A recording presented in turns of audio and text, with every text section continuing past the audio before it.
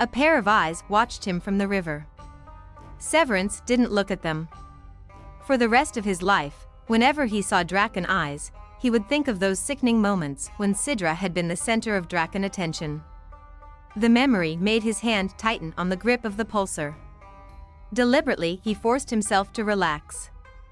A too solid grip made the weapon more difficult to aim properly. Cidra had floated. The image of her hovering quietly in the water as the Drakens moved closer was still a source of amazement to Severance. Doing so had been her only chance, of course. She had bought him the time he needed to find the monsters another meal. But the terror would have overcome most people, should have overcome a gently raised lady from Clementia. Most people would have panicked. But Cidra had heard his desperate instructions and she had obeyed them. Racer had put her to that savage test and nearly gotten her killed. And it was Racer who had tried to carry her off, knowing with a man's sure instinct that Severance's helpless rage would be a worse torment than the knowledge that the deflector screens were going to fail by nightfall. Severance had half convinced himself that Cidra might be better off with her captor than left behind to face the Renaissance Knight, but that belief had been his rational, thinking side speaking. His emotional side hadn't come close to seeing that logic. His guts had been twisted with fury at the thought of Racer trying to rape Cidra. And it would have been rape. Cidra would never willingly submit to Racer. She would have seen it as a betrayal of herself and of Severance, death before dishonor. He wondered where she'd picked up that phrase. Probably from those first family tales she was so fond of reading. No telling where the first family writers had picked up the concept. Must have been a part of the folklore they had brought with them to their new world. Even though he had feared for her life when she had dived from the skimmer, Severance acknowledged that a part of him had been exultant.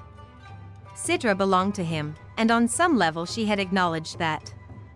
He didn't know any other woman who would have chosen to stay behind with him in a Renaissance jungle when the alternative was some hope of survival. He swore silently. He was getting as primitive in his reactions as everything else on this planet. The time slipped past. Severance heard no distant hum from the skimmer. But he did perceive a change in the atmosphere, a lengthening shadow from the heavy, bloated clouds building high overhead. Just what he needed, Severance thought, a storm. Renaissance did thunderstorms the way it did everything else, on a grand scale. Heavy rain would have no effect on the deflector screens surrounding Cidra, and she could stay reasonably dry in the tent, but the storm was bound to be unnerving for her. And it could slow him down. He had to get back to Cidra before the deflectors went down. With common sense, a certain amount of knowledge, luck, and a pulsar, a man might survive Renaissance during the day. Night was another story. The only consolation was that the storm would also slow the failing skimmer. Maybe Racer would start to panic sooner than he might otherwise. The cloud shadows had nearly blocked out the sunlight entirely when Severance detoured around a broadleaf tree that was as thick in the trunk as a small building. Suddenly, he realized that he could hear metallic sounds. Not the hum of a skimmer. For an instant he thought he might have had the unbelievably good luck of happening across someone else camped on the riverbank. He slowed, using the thick foliage for concealment, and edged toward the sounds. Severance saw the skimmer first. It had been pulled into shore and made fast. Racer had apparently used the crisper to carve out a small clearing on the bank. He wouldn't want anything sneaking up on him while he was occupied with the skimmer, and from the hot, sweaty look of him, he had already been working on the machinery for quite a while. He had left the engine panel in the stern open and was bent over the controls inside. Seeing Racer, Severance felt a wave of seething fury sweep through him. He grimly waited for it to pass. It would only cause his hand to shake and his brain to function on partial power. It wasn't the way for a predator to confront prey. And, this time around, Racer was the prey. Severance gave himself another moment or two to control the anger, and then, pulsar raised, he stepped out into the open. Don't waste your time on it, Racer. You won't be needing transportation. Racer's head came up with a hard jerk that betrayed his nervous state. For a second he simply stared at Severance from the stern of the skimmer. There was desperation in his face, something Severance had never seen in him before. He stepped closer. Racer threw himself down onto the deck of the skimmer. Severance fired the pulsar, not at the empty stem but at the diazite cabin wall. The wall crackled and exploded, sending a shower of jagged shards down onto the man hiding behind the gunnel. There were several startled screams and a brief scurrying in the vegetation behind Severance as a few of the local inhabitants opted to vacate the area. He knew that while some fled, others would be big enough and hungry enough to indulge their curiosity. They would come closer to investigate, but the diazite shower had had the desired effect. Only something as powerful as a pulsar could break up diazite, but when it did fracture, the shards were like jagged blades. Racer didn't wait for the next wall of the cabin to be splintered. Pulsar in hand, he leapt over the side, using the craft as cover while he waded the short distance to shore. He risked a shot over the bow, driving Severance behind the house-sized tree, and then ran for shelter at the edge of the small clearing he had made with the crisper. "It's all over, you renegade bastard," Severance called. "Did you really think I'd let you get away with it? You don't stand a chance without the skimmer and screens, Severance. Throw down the pulsar and I'll consider a deal. You don't have anything to bargain with. I'm claiming the skimmer. You'll never get close to it. From here I can cut you down before you get aboard." Racer wasted a pulsar shot demonstrating his line of sight. A small vine that had been missed earlier by the hurried crisping job fizzled, smoked, and died. "Won't do you any good, anyway. You really did a job on those fuel cells. The only thing working on that damn boat is the communication equipment. I was just about to put in a call. We're both stuck here, Severance, until I make that call." Severance listened as Racer moved uneasily on the other side of the clearing. "I was always better with equipment than you were, Racer. Remember?" A pulsar shot was the answer. Overhead several huge leaves crumpled. The angle of the shot was different. Racer was trying to edge around the clearing. Severance slipped away from the shelter of the tree trunk, paused to let a small creature with oversized antennae scurry out of the way, and then padded quietly to a different position. "Be careful, Racer. You never know whose mouth you'll step into out here. Maybe something like a kill weaver. Something that takes its time sucking a man dry." There was a silence from the other side of the clearing. Too much silence. Severance could guess what Racer's imagination must be doing to him. He knew damn well that his own imagination was operating in high gear. Grimly he clamped down on it, refusing to let himself see fangs in every trailing vine. That kind of thinking wasn't going to get him far. Slowly he worked deeper into the vegetation. Racer would stay close to the clearing's edge while he tried to find Severance. There was a flash of movement at Severance's right shoulder. He froze. A long, forked tongue emerged from between jaws that could grind rocks. The tongue tasted the air and then delicately extended to taste Severance's sleeve. There was no way he could lift the pulsar and fire it before the scaled head struck. Severance didn't move, hoping the fabric of his sleeve wouldn't taste very good. Beyond the tongue, two small eyes that looked like bottomless pits stared at him. The tongue touched the sleeve and flicked about in confusion. Severance didn't move. "I'm willing to talk, Severance. We can deal. We were partners once. For old time's sake, I'm willing to make a deal." Racer's voice came from somewhere behind Severance. He didn't dare turn around. He would have to rely on the vegetation to conceal him while he waited for the tongue to finish sampling his sleeve. The death that lurked in the creature's eyes was closer and more certain than the death in Racer's weapon. The sound of the voice from another location. The tongue darted about in more agitated confusion. Finally, it disappeared back into the rock-crunching jaws. With another flash of movement, the baleful eyes vanished too. Severance began to breathe again. Turning slowly, he listened to Racer.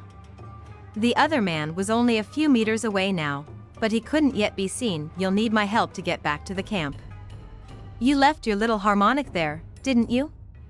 If you don't get back by dusk, she'll be food. Come on, Severance. You don't want that. The longer you play this hunt and stalk game, the weaker those deflectors are getting. Severance said nothing. He was too close. He caught a glimpse of clothing as Racer edged forward in the undergrowth. The other man slipped past within arm's reach. I'm going to call for help, Severance. Another skimmer can get here by midday tomorrow. You want that distress call put in as much as I do. Severance waited a few more seconds and then glided forward until he was directly behind the other man. Drop the pulsar or I'll end this now. Racer went still, but he didn't drop the weapon. You won't kill me, Severance. You need my help. And I'm willing to give it. I need you about as much as I need a visit from a Draken. Drop the pulsar. Bastard. Racer broke, diving into the tangled vines and leaves to his right. Severance raised the pulsar but held his fire as he listened to the other man charging wildly through the undergrowth. Racer was in full flight, and he was in a panic. The scream that echoed through the jungle a moment later was almost anticlimactic. Severance tensed, waiting for it to be cut off with the usual deadly abruptness. He didn't want to think about what had gotten Racer, but the scream didn't die. It kept reverberating, chilling Severance's nerves. He would have given a great deal of credit to have it cease. But there was no escape from it. Racer kept screaming. There was no walking away from that kind of human fear and despair. No man deserved to die that slowly. Severance worked his way toward the terrified cries. He kept the pulsar in front of him, dreading what he might see. The sound wasn't shifting direction. Whatever held Racer was confident enough not to bother carrying its prey back to its lair. Severance edged around a leaf wider than he was tall and stared at the predator that held the screaming man. It was a flower. The most spectacularly beautiful flower he had ever seen. Huge, lacy petals shimmered gold and purple and red, the colors flowing into each other. The whole thing was twice as big as Racer. He had blundered into the very heart of the flower and was now held fast by a sticky center. The huge, lacy petals were just beginning to fold shut, enclosing their prey. Racer's pulsar lay on the soft, musty ground. Severance. Severance, save me. Stop it. You can't let this happen. You know you can't. You'd never be able to live with yourself. You were always so big on doing things by your own damned code. Let me die like this and your reading honor won't mean a thing. And you'll know it. You'll know it, even if no one else does. For the rest of your life you'll know it. You'll have to live with it the way I've lived with it. Waiting. Always waiting for someone to find out. Severance looked at the flower, fascinated by the lethal beauty. The edges of a couple of the lacy leaves had just begun to cradle Racer as if he were a lover. Racer screamed again as he felt their touch. He tried to pull one hand free from the sticky substance and failed. His face was a mask of growing terror. Severance, it's starting to eat me. I can feel it. Stop it. You've got to stop it. I'm trying to think of one good reason. Severance waited. Come on, Racer. Give me one good reason. After what you've done, it was an accident, Racer screamed. He was almost incoherent now. I never meant to kill him. He wasn't supposed to die. How did I know he'd follow that signal into the ground? Do you hear me, Severance? I didn't intend to kill Jude. Severance felt as if a giant shock wave had caught him and hurled him to the ground. He was still standing, but there was something wrong. He wanted to scream too. Not in fear, but in rage. Slowly he raised the pulsar and took aim at the base of the flower. He squeezed the trigger. It took 3 shots to eat through the tough fibers of the deceptively graceful stem. The flower, severed from its base, fell limply to the jungle floor. Racer was still trapped inside. He was weeping uncontrollably when Severance reached him. Carefully Severance pried open the lacy leaves, using the pulsar once or twice. Then, avoiding any contact with the sticky, hairy heart, he reached down and pulled Racer free. It was hard work. The flower, even dead, did not willingly give up its prey. When Racer at last rolled free, Severance saw that his clothing had already been dissolved in places and that there were bright red marks on the skin that showed through the holes. "Get up." Racer crouched at Severance's feet, still weeping. "I said, get up." Racer shook his head, brushing his eyes against his sleeve. "You'll kill me." "I knew you would. I figured you'd rather do it than let that thing do it once I told you about Judd. A pulsar's better than being eaten alive." "Why, Racer? Why couldn't you just stay the hell out of my way? Why did you have to kill Judd? Why did you try to take Cidra? You should have just come after me, Racer. You should never have gone after them." "This time I figured I had you too," the kneeling man whimpered. His voice broke into a hoarse whisper. "I couldn't stand it anymore." "Couldn't stand what?" "The way you look through me as if I weren't worth a single credit." "I knew what you were thinking. I kept wondering when you'd decide to have a laugh and tell someone else what really happened that day in the sink swamp. You knew what it was doing to me. Never knowing when you'd decide the game had gone on long enough. You were just biding your time, waiting for a really good moment to tell everyone how I'd left you to face that Killweaver. And after you'd made your announcement, I'd never have worked as a male pilot again. No one would have trusted me. I couldn't let you hold that weapon over me forever, Severance. Why did you go after Judd?" Severance realized that his hand was trembling. He ached to pull the trigger. "It was supposed to be you," Racer said bleakly, staring at the spongy ground. "It was supposed to be you in that ship. I didn't know you'd stayed behind until afterward. All I wanted was the cargo. I wanted to make it look like you'd sold the cargo to a higher bidder. But the sandstorm came up so quickly. Judd didn't stop following the distress beacon. He just kept riding it.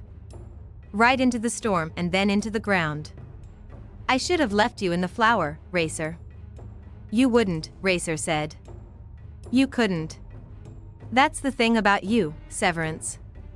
You're soft in some ways. Too soft." He climbed slowly to his feet, more assured now. "I don't think you're going to use the pulsar either. You'd have done it by now if you were capable of killing me in cold blood. You'll take me back for a nice, neat legal trial, won't you?" "Sorry, Racer.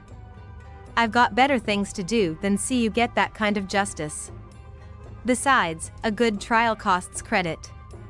Lowering the pulsar, Severance walked around the man, heading back the way he had come. Severance. Severance ignored him. He didn't trust himself to turn. It would be so easy to use the pulsar. The memory of Judd and the image of Cidra filled his head. The pulsar grip was warm in his hand. Too easy. Racer didn't deserve it that easy. "Severance, you can't leave me." There was a scrambling sound behind him. Severance heard it and knew instinctively that Racer wouldn't risk tackling him, which left only one other explanation for the frantic, scuffling movements. Racer was going for the weapon he had dropped when the flower had caught him. Severance swung around and fired just as Racer, kneeling, raised the pulsar he had found. He gave only one short, chopped-off cry. The familiar, horribly abrupt scream of one more Renaissance victim. Severance lowered the pulsar. Too easy. Judd's killer should have died more slowly. He had wanted Renaissance to execute the sentence in its own inevitable, fearsome manner. The fact that neither Judd nor Cidra would have wanted that kind of end for Racer was immaterial. They had nothing to say about it. Severance was the judge, the jury, and the executioner. The rain broke out in a torrent. Severance holstered the pulsar and raced for the skimmer. Water would be filling the engine housing already. Racer had left the panel open when he had been surprised. Renaissance was so good at destroying equipment, the rain caught Cidra by surprise. She had watched the clouds build up all afternoon, but the sudden, drenching downpour had begun without any warning drops. The skies of Renaissance simply opened. She dashed for the tent and was thankful to find it dry inside. Huddled on a sleeper, she went back to doing what she had been doing since Severance had left, she waited and thought. A great deal went through her mind as she sat in a position of meditation. Thoughts of Clementia's tranquil gardens, memories of the games of free market she had played with Severance, and a desperate curiosity to know what was happening between Severance and Racer all crowded her head. The one thing she didn't allow herself to think about was the amount of time left on the deflector screens. She had checked the controls before escaping into the tent, and she knew the charge was already beginning to weaken. The rain was a steady roar on the curved shell of the tent. At least the drumming was a change from listening to the screams, clickings, and occasional thrashing noises that were a part of normal jungle life. Cidra tried meditating and found it impossible to concentrate. She consoled herself with the thought that even a true harmonic would have had trouble meditating under such circumstances. That thought only led her to the next, inevitable bit of logic. She was farther than ever now from being a true harmonic. Everything from her interest in gambling to her growing hunger for Severance's brief, possessive kisses was ample evidence that she had too much wolf in her. She had to face the possibility that even if she found the relic for which she searched, she might never be entirely free of her wolf heritage, and if Severance did not succeed in finding Racer, neither of them would be free of this damned jungle. Surprisingly, she wasn't as worried about that as she ought to have been. She discovered that she had a great deal of faith in Teague Severance's abilities. She also knew that when he found Racer and secured the skimmer, he would be back for her. She knew it with the same certainty as she knew the deflectors were going to fail by nightfall. Cidra was not at all so sure of what would happen to Racer when Severance found him. Or perhaps she simply didn't want to think about it. What would it do to Severance if he killed a man? Perhaps he had killed in the past. She had no way of knowing. She had seen so much violence already during her short visit to Renaissance. The planet seemed to inspire it. Only a true wolf could survive here. Cidra didn't want to imagine what would happen if a group of harmonics was abandoned on Renaissance. The steady roar of the rain became hypnotic. Gradually, Cidra stopped thinking about what might be happening to Severance. She sat quietly and just listened to the rain, which sounded as if it would come down forever. On and on it poured, the sound driving out all other thought. Cidra drifted in her mind, staring at the curving wall of the tent. The first, gentle call passed by her almost unnoticed. Cidra became vaguely aware of a feeling of curiosity.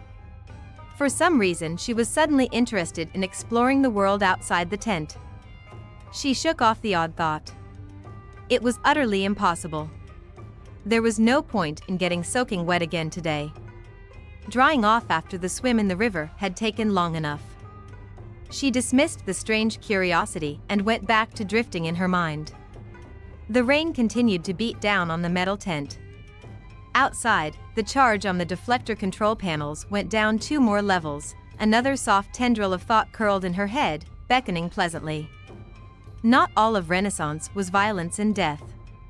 This was a beautiful world that had once been under control. Cidra lifted her chin from where it had been resting on her folded arms and stared, puzzled, at the tent wall. Under control, she wondered where that thought had sprung from. She shifted position, wishing there was something constructive she could do. This business of waiting, knowing nothing of what was happening to Severance, seemed to be affecting her brain. She wondered if he could even move in the skimmer in this rain. There seemed to be a slight altering in the steady beat of the water. Cidra waited until she was reasonably sure of the change in intensity and then unsealed the iris opening. It did appear that the rain was lessening. The knowledge brought a measure of relief. One less obstacle for Severance to surmount. The rain passed slowly but surely, leaving in its wake a jungle smelling fresher than usual. Cidra was surprised at the almost pleasant fragrance. Also, the squeaks and screams seemed to have faded as everything took shelter. There were a few calls from the creatures living high in the trees, but no close screams. Cidra unsealed the iris closure completely and stepped outside. The ground was muddy, but in general, the water had drained off quickly into the river. Overhead, the clouds were already breaking up. Unfortunately, the sunlight was not returning with reassuring warmth. Stanza 9 was already sinking slowly over the green horizon. Cidra listened to the occasional hiss of the deflectors and shivered. She didn't want to examine the control panel again. She was standing near the edge of the bank, staring out over the river when she caught sight of the skimmer. Incredible relief swept through her, even as she realized that there was no accompanying hum of the craft's engines. Severance. Belatedly, she realized that he was poling the floating skimmer, using a long, thick limb to keep the craft away from the bank. In complete silence, the skimmer glided toward her. Cidra saw that 2 of the cabin walls were shattered. Frantically, she scanned Severance's body as he jumped into the shallows and pulled the craft into shore. Diazite tinkled on the deck of the boat. Cidra knew what it must have taken to shatter the tough material. "It's all right, Cidra. I've got the screens."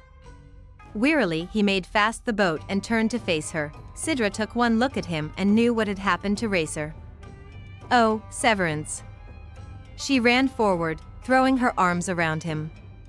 He was hot and sweaty, and there was a feeling emanating from him that she could only describe as hard and bleak. It made her want to cry. Instead, she hugged him even more fiercely. "I've been so frightened for you." His arms went around her. "It's all right. It's over." She didn't ask about Racer. Instead, she helped him finish securing the boat, and then she carried the screens ashore as he handed them to her from the cargo hold. The deflectors were the first concern.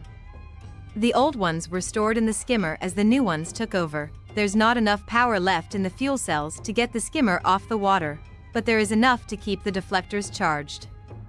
"I've stopped the fuel leak." "Be careful of the diazite," Severance added as Cidra stepped into the craft. "I wanted to see if there are any press packs on board." She walked carefully forward and opened the galley bin. There were several press packs containing meat and 2 containing vegetables. Gratefully, she pulled out 2 packages, one for her and one for Severance, and shoved them into the tiny skimmer heater. Food was what Severance needed. When she brought his heated press pack into the tent, she found him sitting on a sleeper. He looked up without much interest as she handed him the food. "Thanks." Cidra reached down and found the container of Renaissance rose ale she had rescued and held it out to him with a tentative smile. He raised an eyebrow in surprise, and then his hand wrapped around it. Without a word, he downed a good portion of the brew. "You know how to welcome a man home," he said. Then he slipped back into his bleak silence. They ate without talking for several minutes. Cidra was aching to ask questions, but afraid to interrupt whatever thoughts were going through Severance's head. He seemed very remote this evening. More distant than she had ever seen him.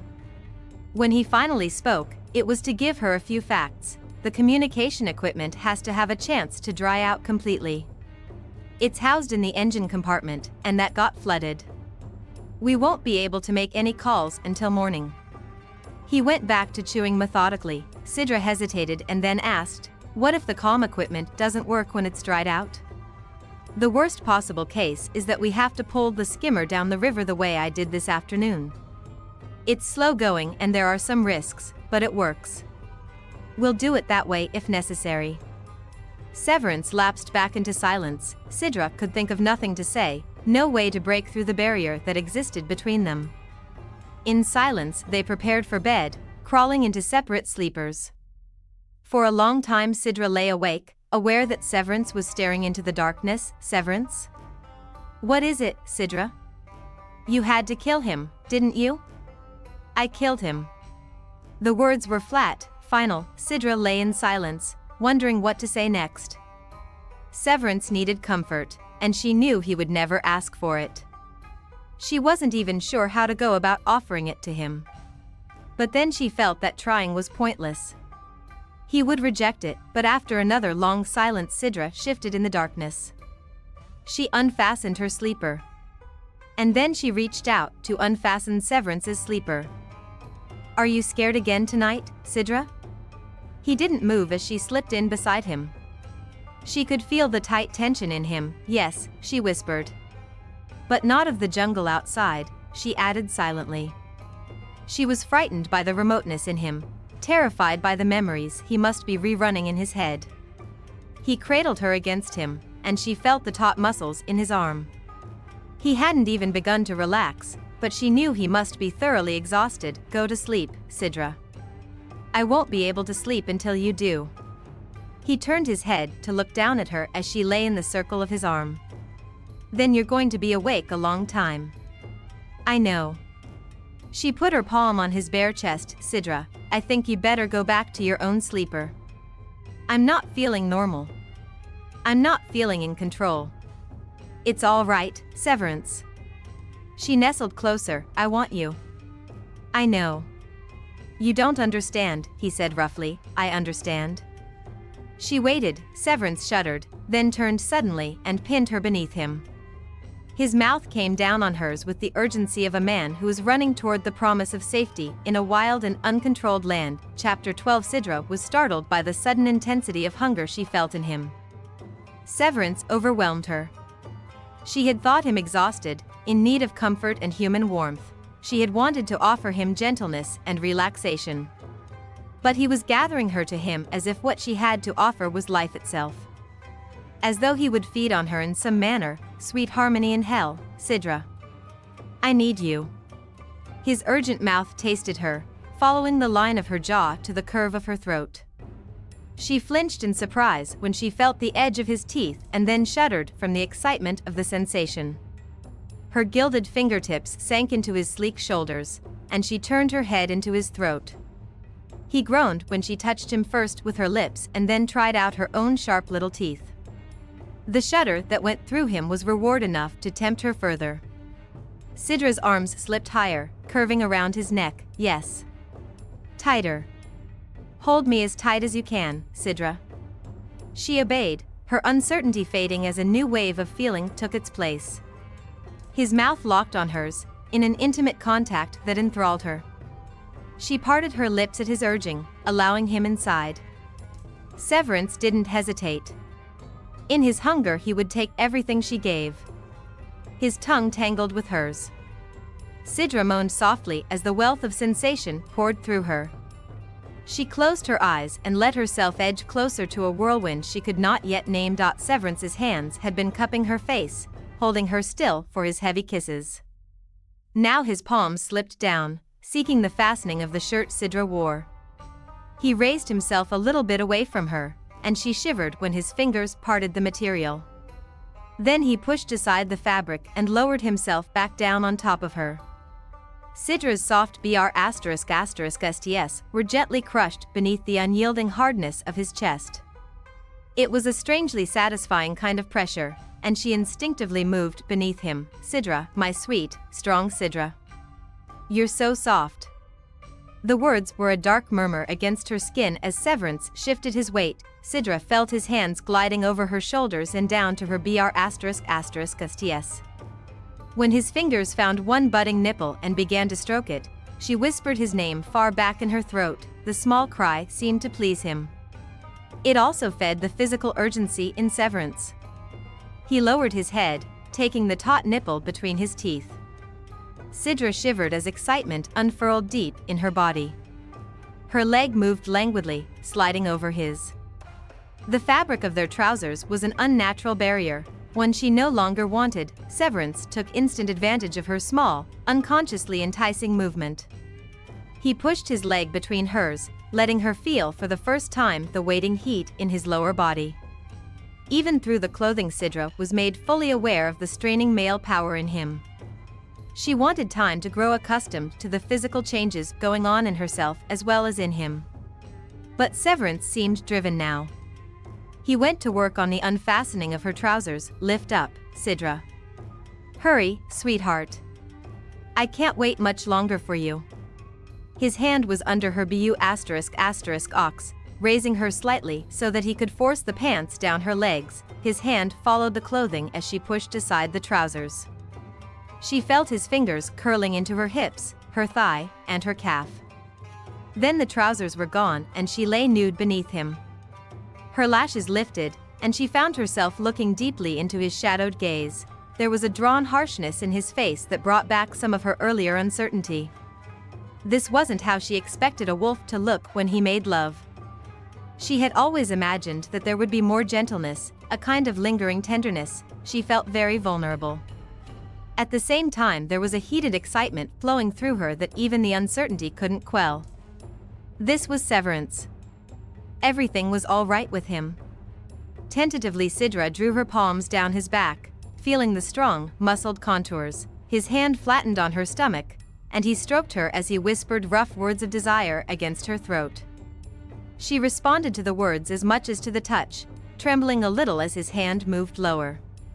When his fingers tangled in the dark nest of hair above her thighs, she gasped, "It's all right, sweetheart. It's all right. It's going to be so good. I swear, it's going to be good. I need you so much. Let Ro touch you. Just relax and let me touch you."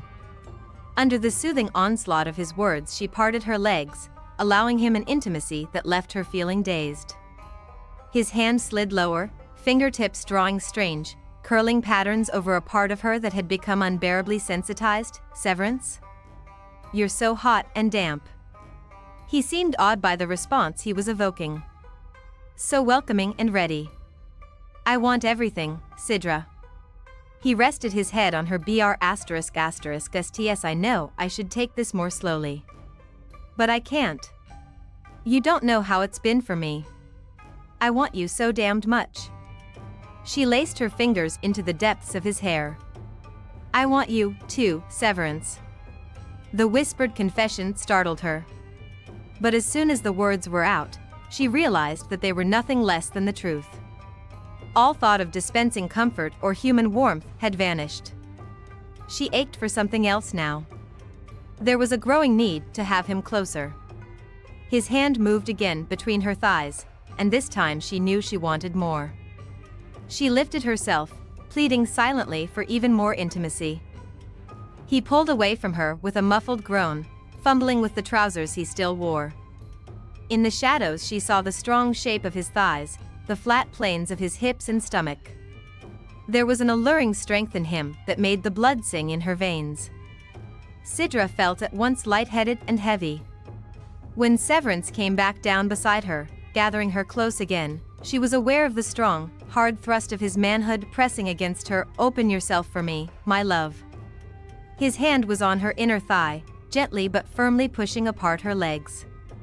She clung to him as he slid into the warm place he had made for himself. "Severance, it feels good. So strange, but good. I know. Sweet harmony in hell, I know." She felt him move closer, felt the blunt, probing shaft at the gate of her femininity. He was moistening himself with the dampness he had brought forth there. She moved, savoring the promise of even more intense sensations. "Now, Severance? It has to be now. I'll go crazy if I wait any longer. Look at me, Cidra." She opened her eyes and saw the barely controlled desire in his narrowed gaze. "I want to see your eyes when I take you. I want to see if you really understand this." "I understand. I'm not talking about the kind of knowledge you've known before from books. I want to know you understand what this means." He groaned deep in his chest. "Ah, hell, I can't explain it and I can't wait. Hold on to me, Cidra. Just hold on, and whatever happens, don't let go." She obeyed, her hands on his shoulders as she felt him surge against her. The short, sharp pain took her by surprise, and she opened her mouth to cry out. But he covered her lips with his own, drinking the small, startled sound as he continued to push forward in a single, strong thrust. Only when he was embedded in her did he stop and give her a chance to adjust. She felt a shudder go through him as he fought to control himself, but Cidra wasn't at all sure she could adjust. Her body had tensed instinctively at the moment he had entered her, and now, instead of the deliciously satisfying feeling she had been anticipating, she was aware only of feeling invaded. "Easy, sweetheart. Don't fight it. Trust me. Can you trust me, Cidra? Give me a chance to show you what it's supposed to be like." Her tongue touched the edge of her parted lips. Her breath was coming in quick little gasps as she met his eyes. "I trust you." He muttered something she couldn't quite catch, nestling his head beside hers as he slowly, carefully, began to move within her. Cidra waited, unsure of what to expect next. But the too-tight sensation faded beneath a compelling rhythm that gradually became far more important than the initial discomfort. Slowly she began to echo the pattern Severance was establishing, lifting to meet his heavy thrusts. One of his hands slid down to cup her buttock. "That's it, sweetheart. You feel so right. So perfect." She tightened her arms around him as her body began to eagerly seek each new surging thrust. Each time he withdrew slightly, she sank her nails into his skin, pulling him back with a fierceness that seemed to deepen his desire. The driving strokes filled her until she thought she would burst. "Ah, Cidra, I can't stop. I can't wait." She wasn't certain what he meant, but she tried to reassure him anyway. "Severance, it's all right. It's all right," she whispered, unconsciously using the same words he had used earlier. "Cidra." He drove deeply into her one last time, and his body shuddered heavily. There was an exultant shout caught somewhere in his throat, and then slowly he collapsed along the length of her. For a long time Cidra lay still beneath him, her palms tenderly stroking the damp skin of his back. She felt him recover his breath, felt his heartbeat return to normal, and then he slowly lifted his head to look down at her. In the shadows his gray eyes were dark and unreadable. He touched her mouth with his fingertip. She smiled tremulously. He didn't respond. Instead he searched her face. "Are you all right?" he finally asked. "I think so." Her smile widened. "What about you?" He bent his head and brushed her lips with his own. "I'm much better than all right. I feel normal again. Better than normal. I feel good. Very tired and very good. Because of you, Cidra." He cradled her head in the curve of his arm. "Go to sleep, sweetheart. Next time I promise it will be better for you." She stretched a little and nestled against him, inhaling the musky scent of his body. "I can't imagine it being any better. I felt so close to you, Severance.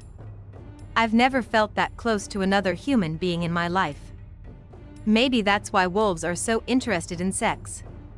He chuckled sleepily. "Maybe. I wish I could show you how really good it can be for you. Next time. I promise you that next time I won't be so damned exhausted and so out of control. Go to sleep, Severance. It's been a long day." "You can say that again," he said, the words fading as he closed his eyes and slipped into deep sleep almost at once. Cidra stayed curled in his arm, wondering why she wasn't equally sleepy. For a long time she lay still, thinking of the jumble of emotions and physical sensations she had experienced during the day. They had all culminated tonight in Severance's arms. His lovemaking had left her feeling dazzled and dazed. She wasn't quite certain what to make of the experience. It had been, as she had anticipated, a very physical act, and yet there had been so much more. The feeling of oneness, the sense of closeness, had been totally unexpected, and it added a whole new dimension. Dreamily she listened to the usual cacophony of night sounds from the jungle. A curious lethargy stole over her, but she was no nearer sleep than she had been earlier. It wasn't Severance who was keeping her awake now. In the darkness she could make out the hard lines of his face. They didn't appear any softer and reposed than they did when he was awake. Cidra wondered what he would say to her in the morning.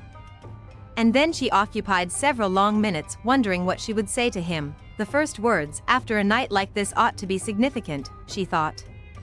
But she wasn't sure in what way. The knowledge that their relationship had been fundamentally altered was vaguely disturbing. It had been easier when she had been able to consider herself simply a temporary member of his crew. Now she wasn't sure what category she fit into. The night sounds didn't seem as harsh tonight. After a while Cidra realized that she wasn't hearing very many of the usual chopped-off screams. That was a relief. It made one think of what this planet might have been like if it hadn't evolved along such violent lines. It might have had some truly beautiful places in it, places that offered a green and welcoming tranquility. Places where even a harmonic might feel at home. There were such places here, Cidra thought with sudden certainty. And they weren't far away. The jungle outside wasn't as dangerous as it seemed. a person simply had to understand it. Humans were always struggling to subdue it, and, of course, the jungle had to fight back. But if a woman simply walked into it looking for the tranquil places, she would find them. They were so close. Slowly Cidra slipped away from the shelter of Severance's arm. He didn't stir. She sat up, listening. The night noises were definitely quieter and less threatening this evening. The twin moons would be shining, illuminating a path through the thick foliage. It would be an easy matter to follow that path to the gentle, tranquil spaces hidden in the jungle. Her compulsion to follow the moonlit path grew. Moonlight and mirrors. She knew how to chase moonlight in mirrors. The jungles of Renaissance were open to her. All she had to do was walk into them. Cidra got up and pulled on her trousers. Then she reached for her shirt. She found her boots near the tent entrance. When she had them on, she opened the iris closure and stepped out into the night. She had been right. The twin moons were shining very brilliantly tonight, revealing a path through the jungle. Borgia and Medici weren't their true names, she decided. They had once been called by other names, names that she couldn't quite say. The words were strange in her head. Without any hesitation, Cidra turned toward the path. Severance came awake with the startling certainty that something was wrong. He turned on his side and realized that Cidra's warm weight was no longer pinning his arm. Cidra? When there was no response, a flare of panic reared up within him. He got to his feet. She was not in her own sleeper, Cidra. Memories of her in his arms flooded his mind. And along with those memories came others. She wanted to be a harmonic more than she wanted anything else. After tonight, she would feel farther than ever from her goal. How would she react to that? He felt slightly sick as he reached for his boots. Surely she wouldn't do anything rash just because she had been forced to face the fact that she was a true wolf. It had hardly been rape, for Harmony's sake. He'd seen the passion in her eyes, felt the throbbing, moist warmth between her legs. She had clung to him with a woman's stirring need, but what if she hadn't been able to accept her own desires afterward? Severance thought wildly. He ignored the rest of his clothes and activated the tent opening with a savage twist of his hand. An instant later he was outside. He saw her almost at once and breathed a sigh of relief. Then he realized that she was on the other side of the deflector screens, heading into the wall of vegetation. Cidra. Come back here. What in a renegade's hell do you think you're doing? Severance raced through the screens, reaching for Cidra as she started into the mass of night-darkened greenery surrounding the campsite. He caught her shoulder and spun her around. Severance? She smiled, but she didn't seem to be quite focusing on him. She waved her hand gracefully at the jungle. Isn't it beautiful tonight? I never realized how beautiful it was. What's the matter with you? Are you out of your mind? If you think I'm going to let you walk into that green hell just because you finally discovered sex, you're dumber than a Novakeet. He yanked her back toward the safety of the screens. But, Severance, it's not a green hell. That's what I'm trying to tell you. You're dreaming on your feet. Why didn't you ever tell me you walk in your sleep? I don't walk in my sleep. Severance, there's no need to hide behind the screens anymore. He ignored that, pulling her through the invisible safety net. There he turned to confront her. The moonlight seemed to shine in her eyes as she looked up at him. Something was wrong, and he couldn't figure out what it was. He tried shaking her gently. She blinked and some of the moonlight seemed to fade from her gaze. He got the impression that she was starting to really see him. He clasped her shoulders firmly and tried another small shake. Cidra, listen to me. I don't know what you think you're doing, but I'll be damned if I'm going to let you do anything stupid because of what happened tonight. You're coming back into that tent with me. In the morning everything will be all right. You'll see. She frowned slightly, almost thoughtfully. I'd rather not go back into the tent with you, Severance. You haven't got any choice, damn it. He picked her up and carried her back to the opening. He stepped through and set her down on his sleeper. Methodically, he began stripping off her clothing. Severance, listen to me. Why? So that you can give me some illogical reason for trying to commit suicide? She seemed genuinely shocked. I wasn't trying to commit suicide. You're upset because of what happened between us. He tugged off her boots. I can understand that. First time around, sex is a little upsetting. Like everything else, it improves with practice. I know I wasn't the greatest lover between here and QED tonight, but I'd had a tough day. That's no excuse for you to start thinking in terms of death before dishonor. I didn't rape you, Cidra. I know that, she said gently. He sat on the edge of the sleeper and yanked off his own boots. Furthermore, you liked it. Or at least you liked most of it. He bore her back down onto the sleeper, sprawling across her so that her legs were pinned beneath his. This time around I'll see to it that you like all of it. I swear it. Before she could protest, he sealed her mouth with his own. Beneath him he felt her stir, and the movement of her naked body began the chain reaction that led to the hardening in his groin. Severance forced himself to stay under control. He was going to make it right for her. If he satisfied her completely, maybe she would be able to accept her normal passions. She had to accept them. Damned if he would let her kill herself because he'd made love to her. Clamping down on his rioting reactions, Severance deliberately began to stroke and coax the response he wanted from Cidra.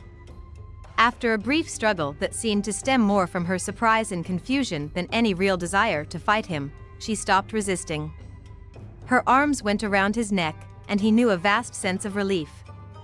It was going to be all right this time. He could make her want him. Say it, Cidra. Say you want me. He probed between her legs, finding the nubbin of exquisitely sensitive female flesh. He flicked lightly with his fingers and felt her react almost at once. Say it, sweetheart.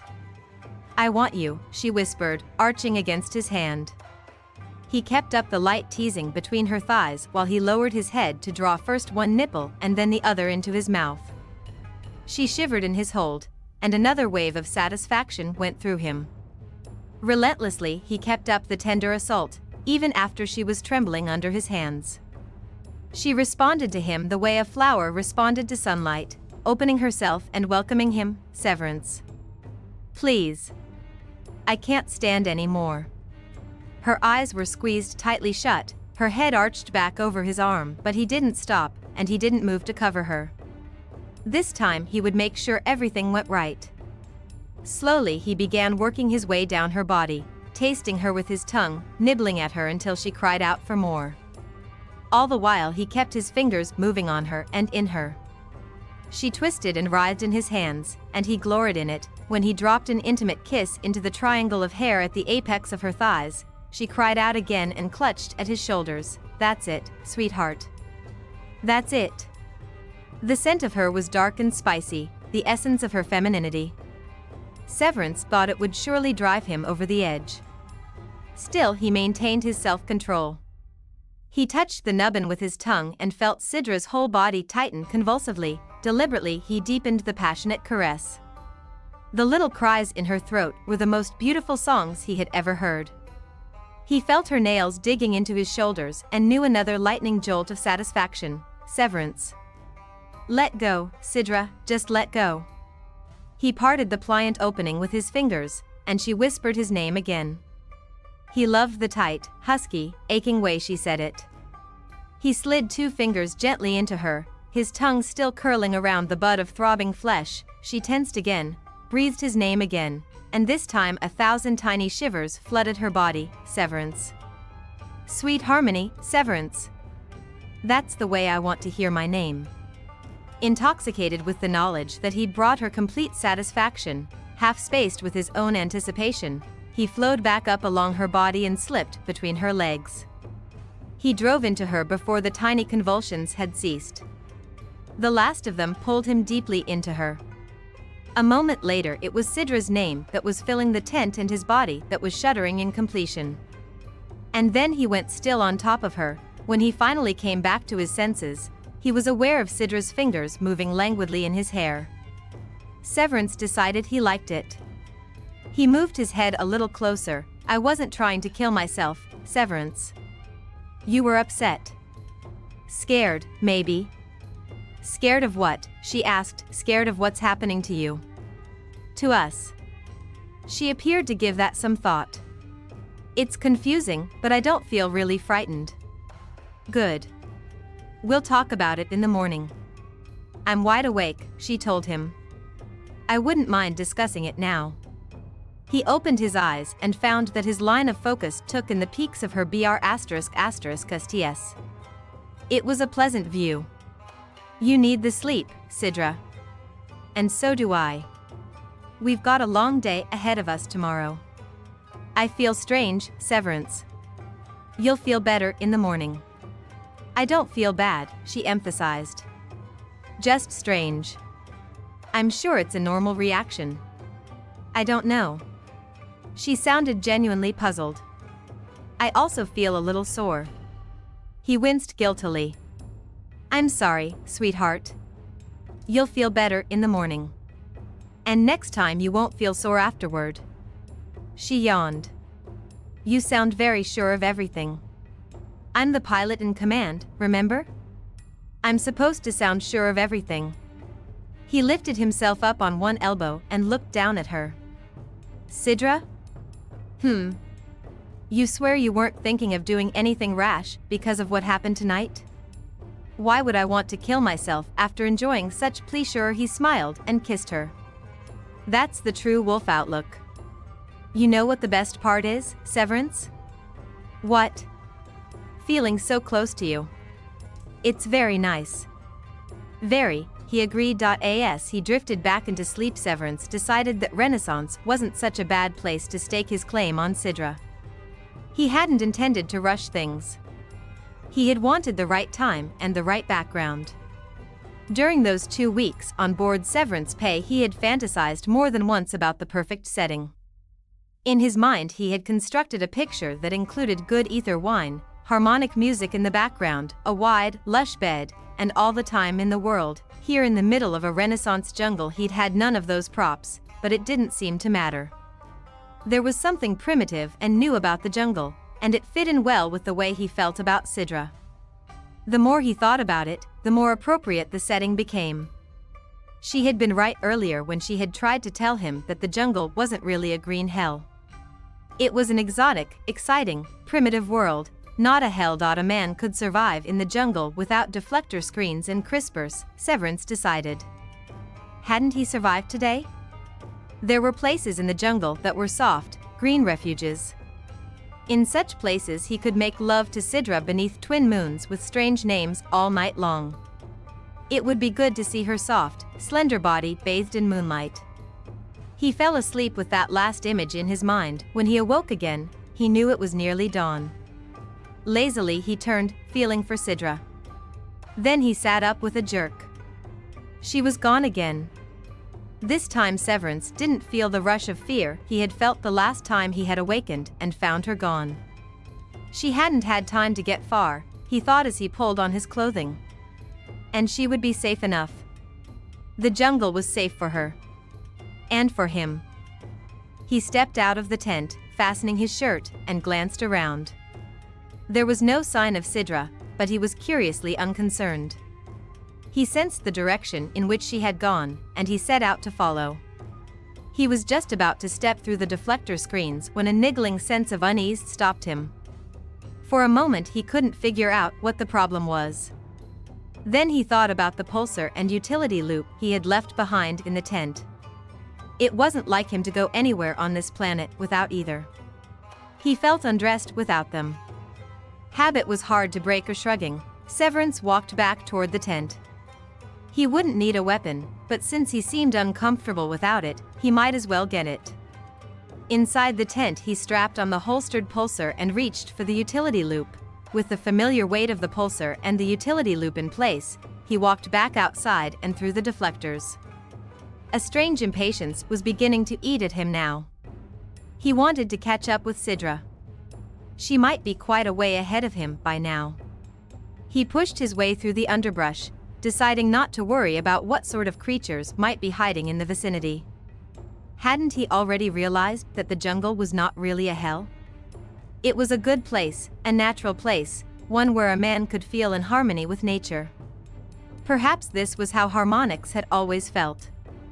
If so, he could understand Cidra wanting to become one. Poor Jude. He'd never had his chance to become a trained harmonic. Severance frowned and then relaxed, pushing thoughts of his brother aside. Jude had been avenged. His memory could be put to rest. Renaissance was a good place to do that too. It was a planet of rest. Gentle, green rest. He kept walking, not bothering to question his absolute certainty of direction. After all, he'd always had a good sense of direction. The jungle didn't fight him. Why should it? It was expecting him. He stepped through a wall of trailing vines and saw Cidra. She was only a short distance ahead of him, right where he had known she would be. Severance smiled, quite pleased with himself. But he didn't call out to her. That seemed unnecessary. Instead, he simply moved a little more quickly. She glanced at him when he caught up with her.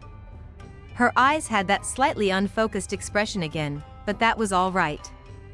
He knew what she was thinking of now. There was no need to communicate. He was thinking of exactly the same things she was. The shared knowledge was pleasant. Green hell.no. Green shelter. Peace. Tranquility. Rest. It all waited up ahead. Not far now. Severance was sure of it.so was Cidra. She moved unerringly in the right direction, following the gentle, guiding call. It wouldn't be long now. The safehold was very near. All the answers were very near. She and Severance stepped through the last wall of tangled vines and leaves and into the clearing. Cidra halted, drinking in the sight of the safehold bathed in the last of the night's moonlight. Severance stopped beside her, equally enchanted. It was a graceful, airy thing. The ghosts had had a light, perfectly balanced touch when it came to architecture. And the safehold had been designed with special care, for it housed important secrets. Even as Cidra and Severance watched, walls of a translucent stone caught the first light of the morning dawn and glowed with it. The vaulted doorway was open wide, an invitation that could not be denied. The structure seemed lighter than air, circular in shape, and yet it rested firmly on the green velvet of the clearing. It was not a large building, not much bigger than Katie's octagonal living quarters. It appeared to have been carved out of a single huge block of stone. The roof was arched, revealing delicate veins in the material. Through the vaulted entrance nothing could be seen, but it was obvious matte light was passing through the stone to gently illuminate the interior. Cidra stepped forward eagerly, and Severance followed more slowly. For a moment, just before she entered the safehold, Cidra had time to realize that it was unusual to find any place on Renaissance where nature was not in a constant state of combat. Yet here the green velvet underfoot was obviously not having to compete with other foliage. No stray shoots of vines had encroached from the surrounding jungle. There was no sign of any wildlife within the protected circle. Not even insects. In the clearing all was tranquil and serene. A small brook emerged from the jungle on the far side of the protected clearing, bubbled through it, and disappeared into the foliage on the opposite side. Just like a garden in Clementia, Cidra breathed as she came to a halt in front of the entrance. Smell the air, Severance. It's so soft and fragrant. I know, he said, glancing around curiously. Some of the feeling of quiet sureness was receding in him. Maybe too soft and fragrant, Cidra. Nonsense. This is how the ghosts lived. I know it. When they were here, the jungle was a place of harmony. Just like this clearing. Come on, Severance. Let's go inside.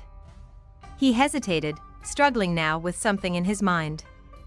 Severance's eyes were vaguely troubled as he looked down at her. Cidra, I'm not sure, I'm going inside. She stepped through the entrance. Severance shook his head, trying to clear it. Then he realized that there was no need to clear it. All was in order. all was serenely in order. He followed Cidra through the open gate. Chapter 13. The first thing Cidra noticed was the silence. Like the inside of a grave on QED, Severance said, no. Like the Hall of Archives in Clementia. Cidra stood just inside the entrance and glanced around. The curving walls allowed sufficient light into the room to see a floor that was made of the same white stone. The far end of the circular room was in soft shadow. There were no lines of joining between walls and roof or walls and floor. It's that kind of quiet, Severance. A place where something has been stored for the ages. But there's nothing here. He reached out to touch the translucent stone wall. Perhaps long ago it was he hesitated, struggling for the right word. A safe hold. Yes. Cidra. What's a safe hold? We don't have any facilities called safeholds. Where in hell did I get the word? From whatever led us here. I don't like it. She was surprised by the underlying resistance in his voice. You don't like what? Having words put in my head. I don't like being led through the jungle by something I can't see. Something in my mind. Why did you come, then? Cidra asked. I don't know. Seemed like a good idea at the time. Severance, he turned to her, anger and growing concern in his face. I said it seemed like a good idea at the time. But it wasn't my idea. She put out her hand, touching him lightly.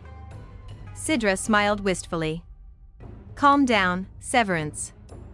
This place is good. It's safe. It's in control of the jungle, can't you tell? The ghosts could deal with the jungle. And that feeling of having something or someone communicate with you mentally? What about it? That must be what it's like to be a true harmonic, Severance. It may be as close as I'll ever come to knowing that feeling. He shook his head. That wasn't communication, Cidra. That was an act of control. We didn't consciously decide to come here. We were pulled here. We could have been killed at any point along the way by anything from a green slicer to a lockmouth. No. I think that whatever led us to this place of safety had the strength to make the path here safe too. I wonder if it will bother to make the path back safe or if it only works one way. Severance took a few more paces into the dimly lit room. All right. We're here. Now what? This may be all that's left. Cidra began moving along the wall, following the curving surface to the far end of the room. As she trailed a hand along the warm stone surface. It was pleasant to the touch. But once there was something more here. How do you know so much about this safehold? He demanded. He was moving behind her, unwilling to let her get too far out of reach, even though he could see nothing that looked dangerous. I'm learning about it because I'm willing to listen. I'm open to it. You must be able to listen, too, Severance. After all, you were able to follow the call. Stop being so wary of it. Be still a moment and let yourself absorb it. Do you really feel anything wrong here? Yes and no. She swung around, her eyes full of amusement. Yes and no? Come now, Severance, you're not usually so ambivalent. He shrugged, scowling. His hand was resting on the butt of the pulsar. I can't explain it. I didn't feel anything wrong on the way here, although I should have, and part of what I feel now is acceptable, I guess you'd say. Strange, but not dangerous. But there's something else that I don't like. It's just a feeling. Perhaps just a sensation of alienness. After all, this is the first complete ghost structure ever found as far as I know. There are records of hundreds of fragments of their buildings, but nothing complete and in good condition like this. Have any of those records of the fragments mentioned this kind of building material? Severance eyed the gently glowing stone. None that I've come across, Cidra admitted. This is truly unique. Perhaps it's newer than the others. If so, then it might help us date the ghost civilization. Severance, this is such an important find. We're so lucky to have discovered it. We didn't discover it, he said flatly. It discovered us. There's a difference, Cidra. She decided to ignore him. He was obviously going to be difficult. Cidra started walking again, curious to see the far end of the hall that lay in shadow. She was aware of Severance reluctantly following. I think there's something back mirror. Excited by the possibility, Cidra hurried forward. Cidra, wait. Hell, the floor is changing color. Severance stared down as the white stone began to shade into a pearlescent pink. We're getting out of here. He grabbed Cidra's arm, jerking her to halt. I want to see what's at the back of the room.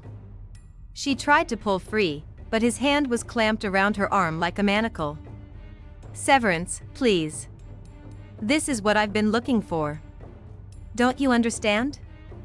What's here could be the source of the legends I'm following. This place might hold the key I need to go home. I don't care if this place holds a lifetime supply of rose ale. We're not hanging around any longer. Roughly he hauled her toward the entrance, but the floor was changing color quickly now, shimmering from pink to red and then to violet.